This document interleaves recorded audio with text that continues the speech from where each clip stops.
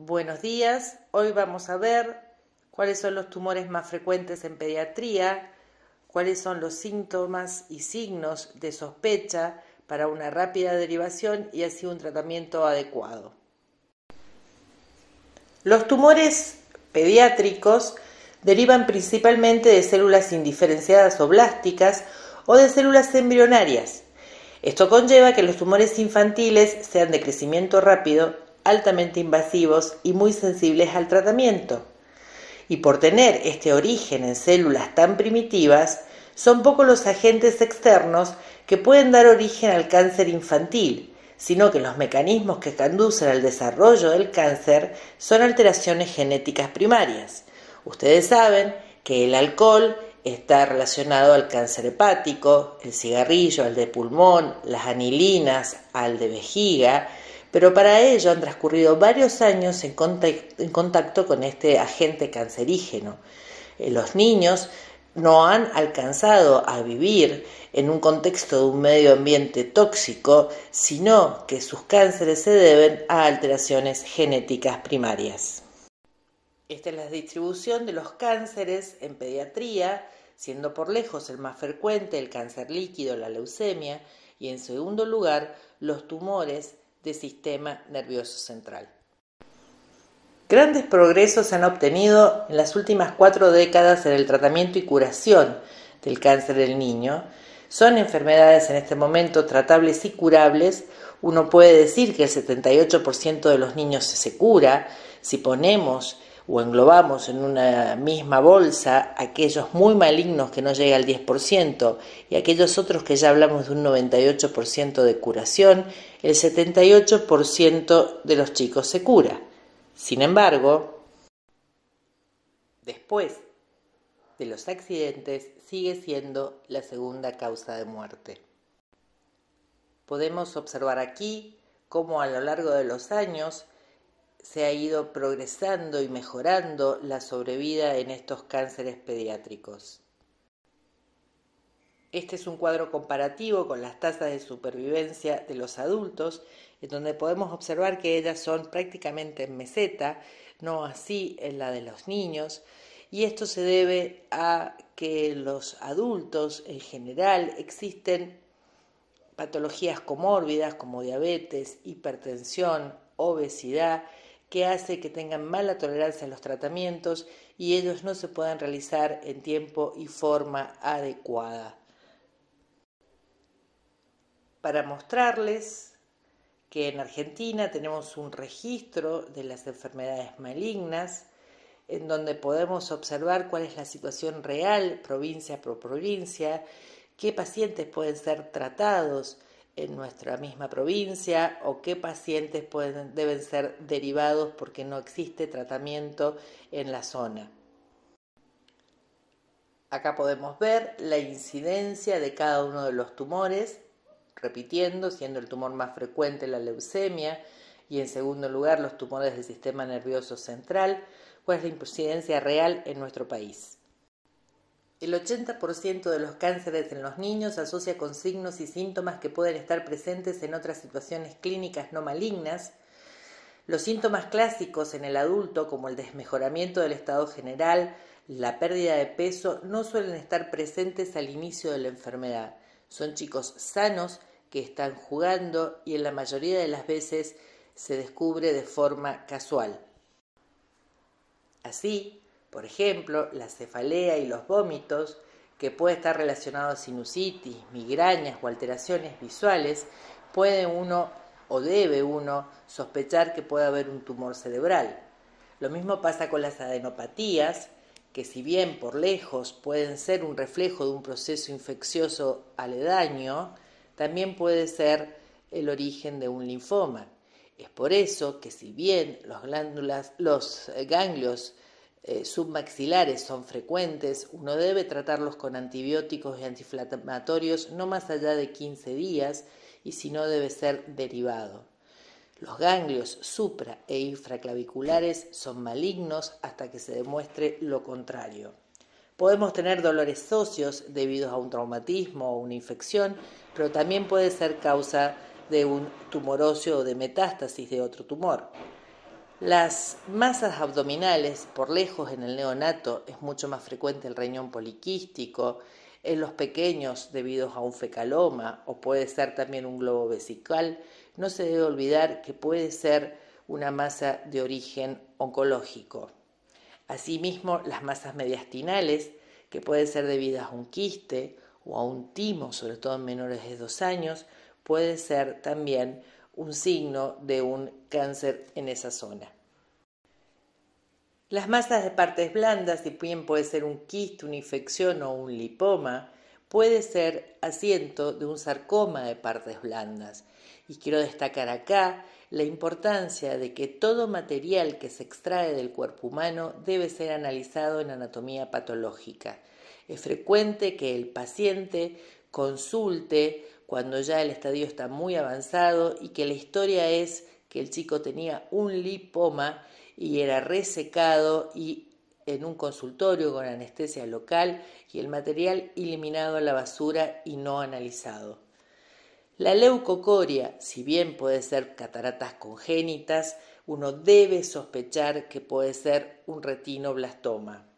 Las pasitopenias, que pueden ser por un proceso infeccioso o una aplasia medular, nos debe hacer sospechar de que puede haber una leucemia, o las hemorragias, si bien pueden haber trastornos de coagulación como la enfermedad de von Recklinghausen, uno debe sospechar que puede deberse a una leucemia.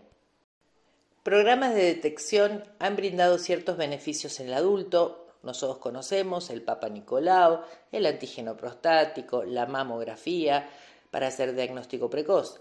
En pediatría, lo único que hay es el control periódico con su pediatra y la sospecha del pediatra. Debemos considerar que muy probablemente en algún momento vamos a estar en presencia de un niño con un cáncer que no ha sido antes diagnosticado y debemos sospecharlo para una rápida derivación. Así, este niño que tenía un brillo en el ojo y que su mamá consultó a varios pediatras y los pediatras no se lo veían en un consultorio con mala iluminación y en poco tiempo de atención, hace que uno pierda la oportunidad de salvarle no solamente la vida al paciente, sino la visión. En este otro caso de la misma diapositiva, no solamente no se va a poder salvar la vista, sino que tampoco la vida. Conclusión, un diagnóstico precoz permite una rápida derivación para un tratamiento apropiado y eso va a mejorar el pronóstico del paciente. Veremos aquí los tumores más frecuentes en pediatría, sin hacer hincapié en la leucemia, que es un proceso de rápida evolución de pocos días, en donde el paciente tiene sí una alteración de su estado general, palidez, hiporexia, puede haber trastornos de sangrados, petequias o proceso infeccioso que rápidamente nos va a llevar a un diagnóstico. Dijimos también que los tumores del sistema nervioso central son los tumores sólidos más frecuentes después del tumor líquido que es la leucemia. Puede ir asociado a algunos síndromes genéticos, sobre todo la facomatosis, como es la neurofibromatosis, la enfermedad de von Hippel-Lindau, la esclerosis tuberosa, que cuando se hace el diagnóstico de estas enfermedades, el paciente debe ser chequeado en forma periódica con resonancia magnética nuclear para detectar la asociación con un tumor de este origen. Es más frecuente un glioma de bajo grado denominado astrocitoma y en segundo lugar un tumor maligno denominado meduloblastoma.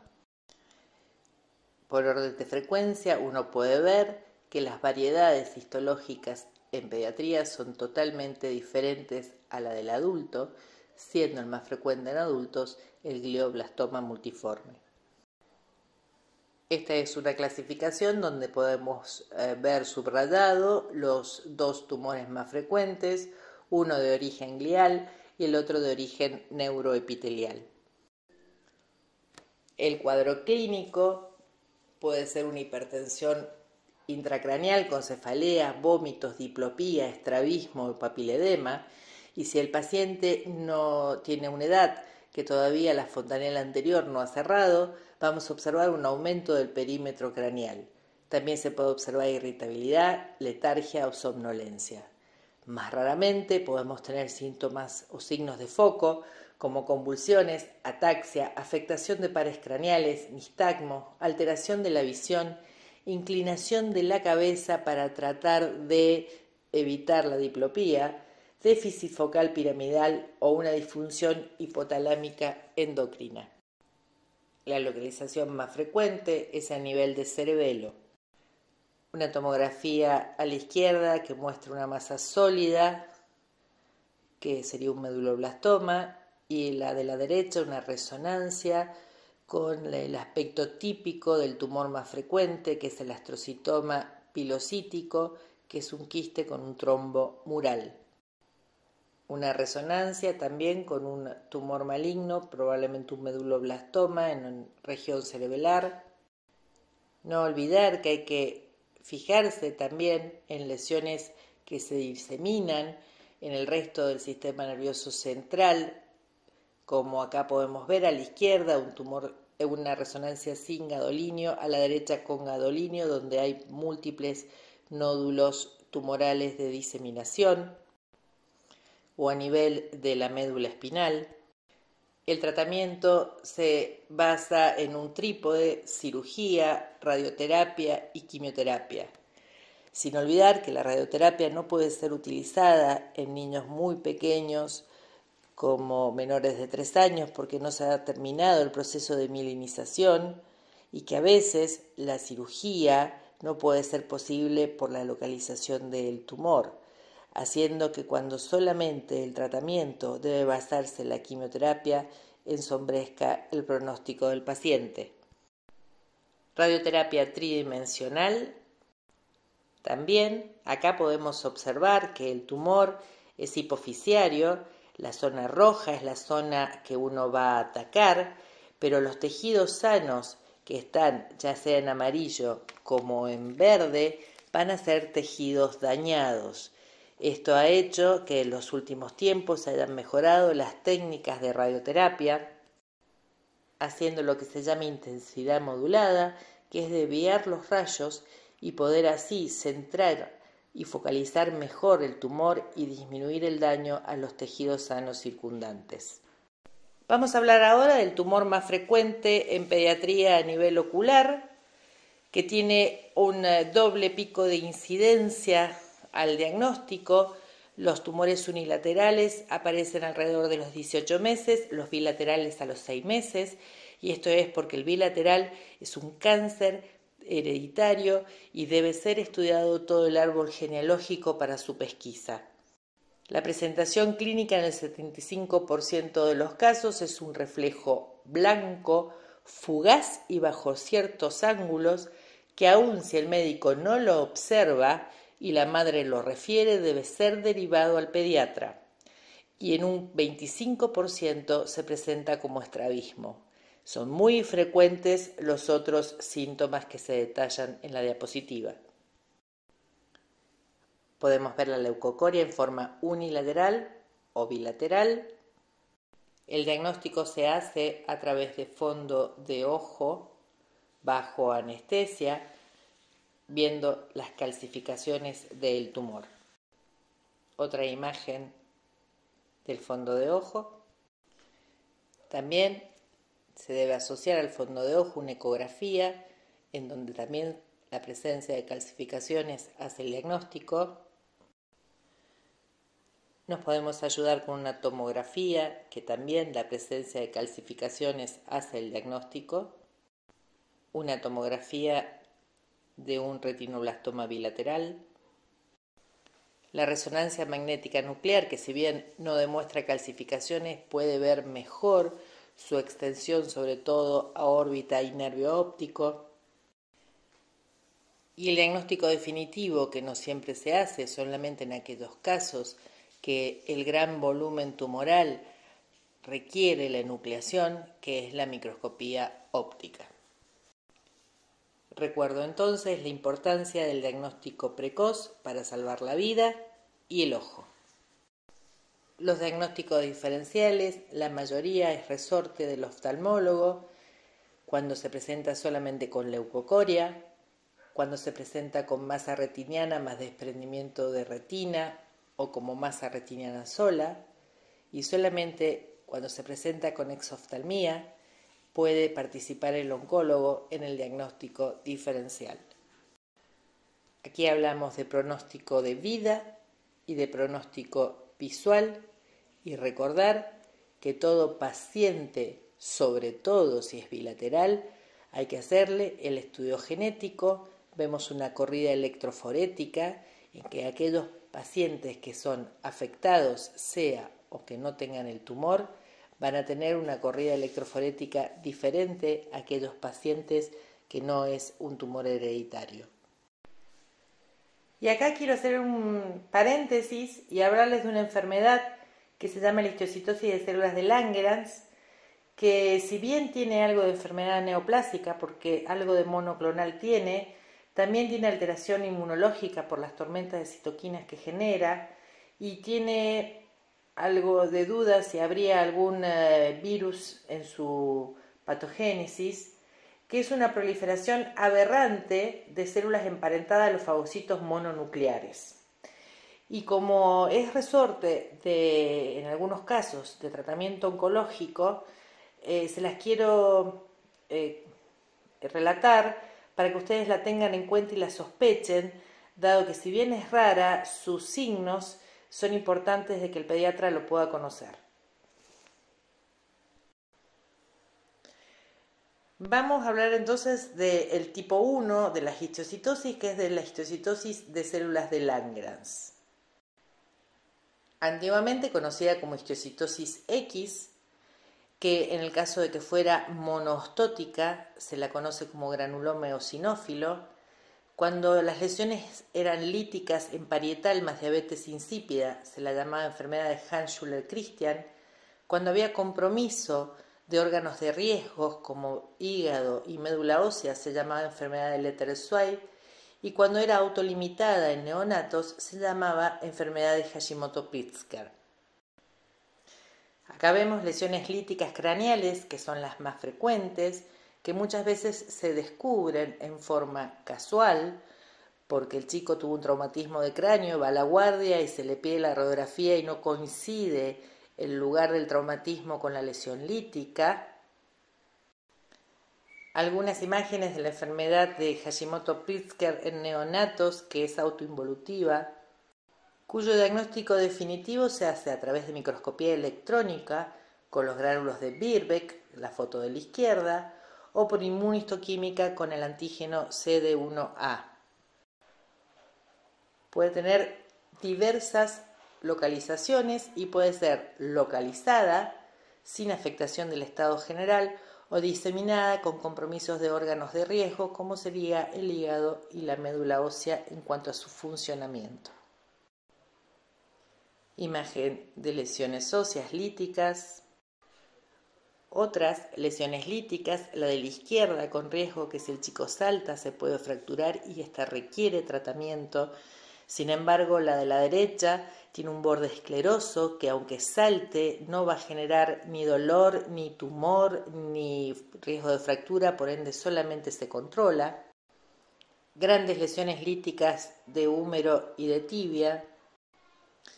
Lesión lítica del acetábulo. Acá podemos ver esa lesión en tomografía con ventana ósea. Un hallazgo casual por sinusitis crónica de la paciente de una lesión lítica en el arco orbitario externo, lesión lítica de escápula, aplastamiento de vértebra con riesgo de paraplegia,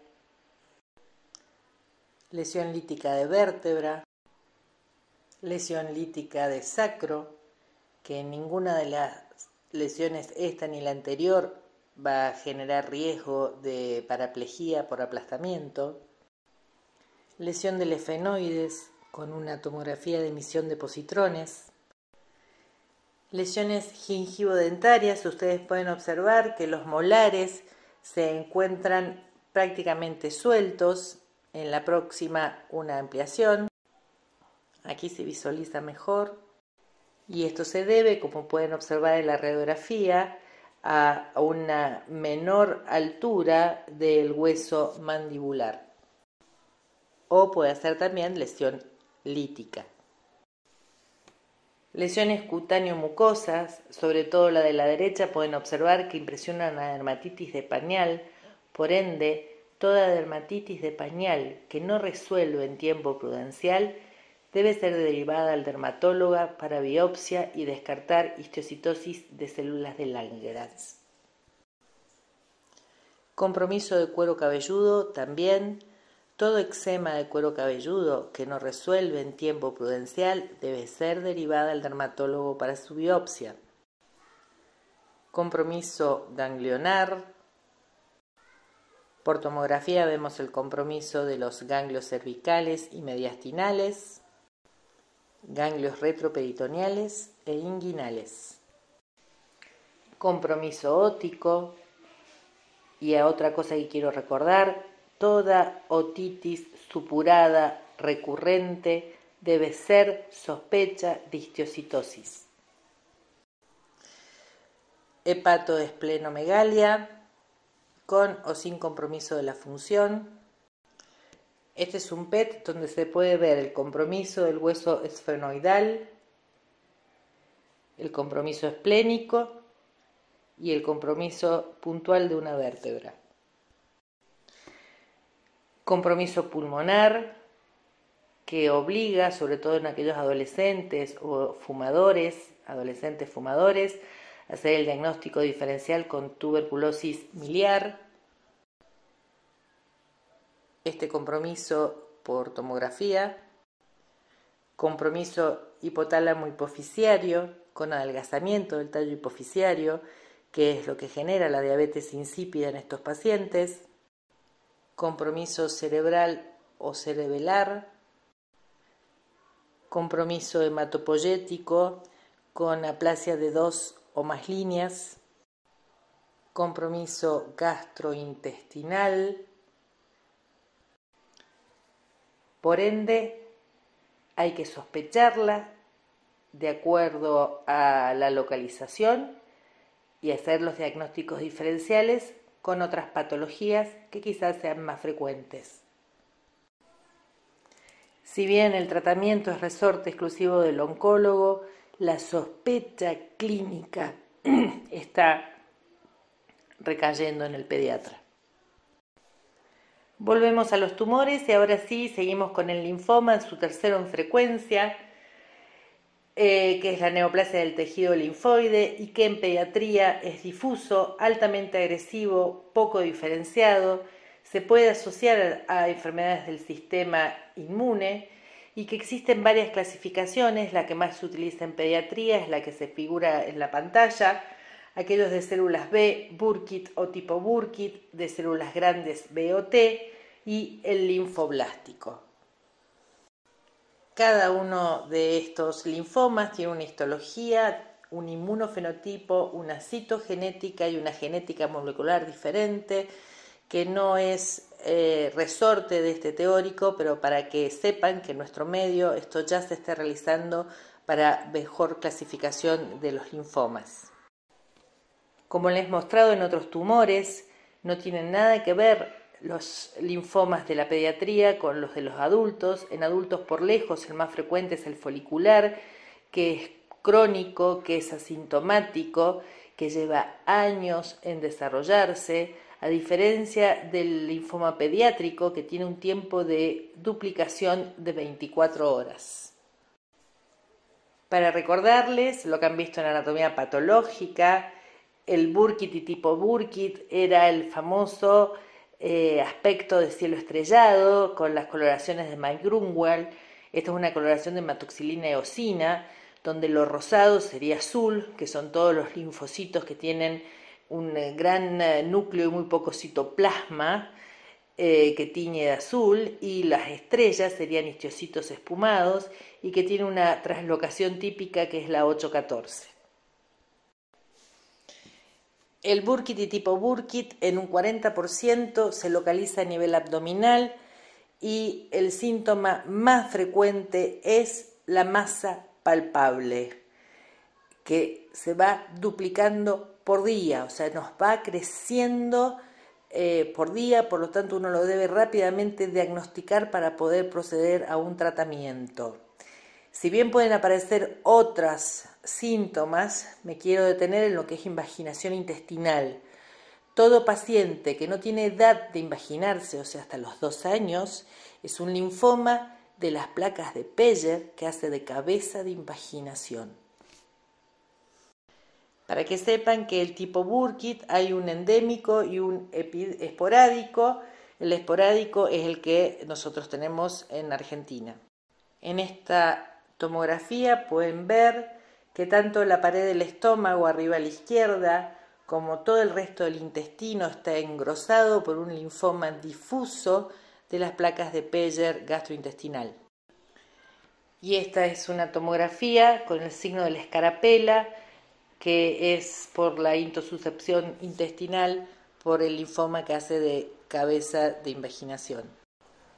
El linfoma linfoblástico en general es T y en general ocurre en ganglios supraclaviculares, cervicales o masa mediastinal, que puede llevar a la obstrucción de las vías respiratorias, al síndrome de vena cava superior, taponamiento cardíaco, y si recordamos que se duplica en 24 horas, es una urgencia oncológica y posee una gran tendencia a la leucemización. Uno dice que es el primo hermano de la leucemia linfocítica aguda. A veces la leucemia en su evolución va a ser compromiso de ganglios y el linfoma en su evolución va a ser compromiso de médula ósea. Hay momentos que uno no sabe cómo empezó la enfermedad. Esta es una paciente donde se puede ver circulación colateral del tórax superior con edema en esclavina, que con 7 días de corticoides esto revirtió. Lo mismo en esta radiografía, podemos ver un ensanchamiento mediastinal con un derrame pleural que con 7 días de corticoides se normalizó. Y esto es muy importante de tener presente, porque con el corticoide en 7 días estos pacientes se los pone en remisión. Pero si el corticoide está utilizado pensando que esto es un proceso oncostructivo y se le da sin saber que es un linfoma, cuando la enfermedad reaparece es mucho más agresiva y lo lleva a la muerte al paciente. Por eso, antes de indicar corticoides, uno debe pensar que si ese paciente puede o no tener un linfoma subyacente. Y hablamos rápidamente de otro linfoma, que ya no se denomina más linfoma, sino que se llama enfermedad de Hodgkin, que como comparte aspectos de su biología e historia natural del adulto, es recordar lo que ustedes han aprendido en clínica médica. Recordarán también los subtipos histológicos: predominio linfocitario, depresión linfocitaria, celularidad mixta y escleronodular. Esta última es la más frecuente en la edad pediátrica, y que las células eran la célula de Hodgkin cuando era mononucleada o la célula de Rett-Steinberg cuando era binucleada. En el 80% de los casos es una adenopatía indoloro, generalmente en la región supraclavicular o cervical. En el 20% hay compromiso mediastinal. En el 25% puede ir acompañado de lo que se denominan síntomas B, fiebre, pérdida de peso y sudoraciones nocturnas. Y en el 20% puede haber afectación extranodal, que sería un estado metastásico, en pulmón, hígado, huesos y médula ósea. Este es un paciente que la única manifestación que tenía era una adenopatía cervical, que el pediatra la trató con antibióticos y antiinflamatorios durante 15 meses. Recuerdo que toda adenopatía puede ser tratada con antibióticos o antiinflamatorios no más allá de 15 días. Si no resuelve, debe ser derivada a un oncohematólogo. tomografía donde se observa el compromiso ganglionar cervical, tomografía donde se observa el compromiso de ganglios supraclaviculares, compromiso por hallazgo de un solo ganglio a nivel mediastinal, ensanchamiento mediastinal por conglomerado de ganglios. Esta es una tomografía de emisión de positrones donde se ve compromiso múltiple de adenopatías y de compromiso óseo, sobre todo a nivel vertebral. Vamos a hablar ahora del tumor de Wilms, que es el tumor más frecuente maligno del riñón. Su edad de presentación es de 1 a 5 años y puede ir asociado a algunas malformaciones. Esta es una malformación genitourinaria, una hipospadia,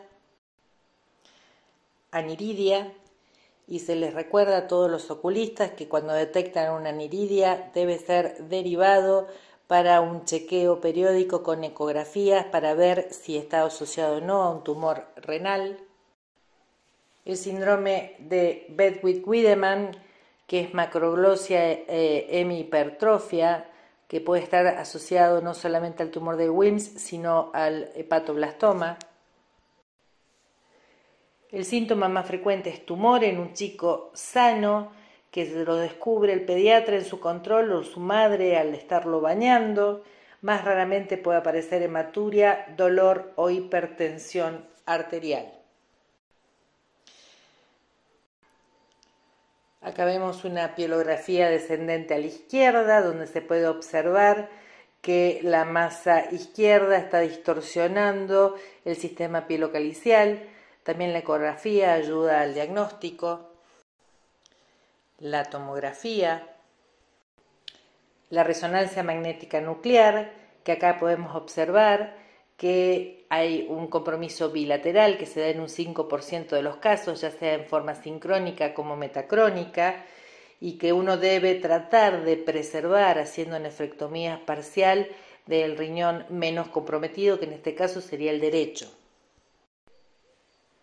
El neuroblastoma es el tumor maligno del tejido simpático, conocido como el gran simulador, porque en el 60% de los pacientes es metastásico al diagnóstico y entonces los síntomas lo da la metástasis. En general son de localización adrenal o retroperitoneal, por ende es difícil palpar la masa y el chico debuta con la metástasis, sea una coxalgia, sea... recuerdo una vez un paciente que se lo derivó por maltrato porque tenía chichones en la cabeza y era compromiso craneal, sea por hepatomegalia, van con compromiso del estado general si hay compromiso de médula ósea, pueden tener nódulos subcutáneos, pueden tener el síndrome óculo-cerebelo-mioclónico, también llamado síndrome de Kingsburner o Dancing Eyes, Dancing Feet, que los neurólogos lo conocen y cuando hacen ese diagnóstico, si bien puede ser de causa inmunológica, es derivado al oncólogo para descartar que no tenga un tumor de origen de tejido simpático. Puede tener afectación del laboratorio con catecolaminas urinarias aumentadas, anemia, aumento de la ferritina, de la enolasa neurona específica, de la eritrosedimentación, y también tiene una alteración molecular típica que se puede realizar en nuestro medio. Acá vemos los hematomas periorbitarios, no es una enfermedad de von Willebrand ni es un traumatismo de piso de órbita, sino que es un neuroblastoma metastásico, o nódulos subcutáneos, pueden observar el que está en la nuca o en forma preauricular. Esta es una imagen típica en la radiografía, se puede observar calcificaciones en la zona donde estaría la adrenal y el tumor retroperitoneal, que quizás es el más complicado para tratar porque es inoperable. Ustedes pueden ver que engloba la aorta y desplaza la cava y que si bien tiene un tamaño importante no sería palpable. compromiso múltiple a nivel óseo. Y como tejido simpático tenemos en todo nuestro territorio, sobre todo a nivel axial, o sea que lo podemos tener al neuroblastoma a nivel cervical también, puede estar también en mediastino posterior, y a veces no es frecuente que sea metastásico, y uno debe hacer el diagnóstico diferencial con neumonías redondas. De los tumores ováricos, como los testiculares, nosotros en general no tenemos carcinomas como en la mujer adulta, sino que los tumores de la pediátrica son de origen germinal, teniendo el germinoma o el tumor de seno endodérmico o su contrapartida benigna, que sería el teratoma. Y pueden secretar marcadores tumorales como sería la alfa-fetoproteína o la beta-gonadotrofina coriónica, y que la clínica puede ser la palpación de un tumor, que en las niñas, recuerden que como la pelvis es muy chica, se palpa como un tumor abdominal, o puede hacer como un abdomen agudo, porque se tuerce el ovario por el tamaño del tumor, y se recalca cuando los pacientes entran a guardia pensando que es un abdomen quirúrgico. Cuando el cirujano detecta el tumor, antes de sacarlo, debe sacar sangre para ver si es funcionante y poderlo chequear con los marcadores tumorales. Y es muy importante poderlo distinguir del linfoma, porque el linfoma no es operable y con una punción uno puede llegar al diagnóstico y empezar su tratamiento. En cambio, si es un tumor de ovario, que les recuerdo, parece que es a nivel abdominal, si uno punza puede cambiarle el estadio. Los tumores hepáticos, el más frecuente es el hepatoblastoma, si bien en adolescencia puede haber hepatocarcinoma. La clínica generalmente es un tumor, rara vez hay insuficiencia hepática o puede haber una isopubertad precoz. También pueden secretar marcadores tumorales. Y es muy importante, resalto acá, la importancia de conocer crecimiento y desarrollo y los grados de Tanner y la edad de su aparición. Este fue un paciente que tenía 7 años, la mamá le llamó la atención el tamaño peniano y su vello pubiano, consultó a varios pediatras que le dijeron que se estaba haciendo hombrecito. Un año después apareció la masa, ya con metástasis, fue tarde. A los 7 años no puede tener este grado de Tanner. Mucho menos este bebé está con pañales con esa cantidad de vello pubiano. Pasamos ahora a los sarcomas de partes blandas. El rhabdomyosarcoma es el sarcoma de partes blandas más frecuente en la edad pediátrica, y la localización no es la más frecuente, extremidades como uno podría creer. También se presenta en cabeza y cuello y en órbita, en a nivel genitourinario o retroperitoneal. La clínica, por supuesto, va a depender de su localización. Acá podemos observar la radiografía con contraste de vejiga, una falta de relleno por un rhabdomyosarcoma de próstata. Esto es un rhabdomyosarcoma vulvar. Este es el rhabdomyosarcoma de extremidades. Y por último vamos a ver los sarcomas óseos. El más frecuente es el osteosarcoma. En segundo en frecuencia es el sarcoma de Ewing. Ambos tienen una incidencia de los 10 a los 20 años. El sarcoma de Ewing también se puede presentar en edades menores. La localización más frecuente de ambos es tercio distal de fémur, tercio superior de rodilla y también cabeza humeral, pero en el caso del sarcoma de Ewing, que tiene predisposición por las diáfisis de los huesos, no así por las metástasis, tiene un porcentaje casi igual de huesos largos y plano, y la mayoría asienta en zona axial. En cuanto a la clínica, los dos tienen dolor y tumor y en general siempre está el antecedente de traumatismo previo, no porque el traumatismo despertó el tumor, sino que lo pone de manifiesto. En el caso del sarcoma de Ewing, que tiene aumento de los reactantes de fase aguda, puede llegar a tener síntomas y signos sistémicos como pérdida de peso y fiebre y puede responder algo a antiinflamatorios no esteroideos. Tienen una histología diferente.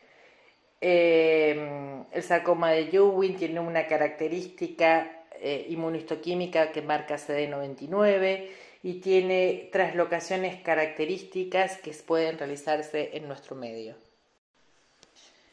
Acá vemos algunas radiografías. En la de la izquierda se puede ver lo que es el triángulo de Codman, que es periósteo reactivo a un tumor. Esta es una resonancia magnética nuclear, donde se ve no solamente el compromiso óseo, sino del tejido muscular circundante. Esta es una radiografía con el típico signo de catáfilas de cebolla o de el peine. Cabeza de húmero, diferentes imágenes del sarcoma de Ewing y contarles que en nuestro medio llevamos más de 20 años tratando de hacer salvataje de miembro en aquellos tumores que se puede realizar con injerto de hueso cadavérico y en aquellos pacientes en que por el gran tamaño tumoral u otros criterios oncológicos no se puede realizar la cirugía conservadora, deben ir a amputación. Nada más, muchas gracias.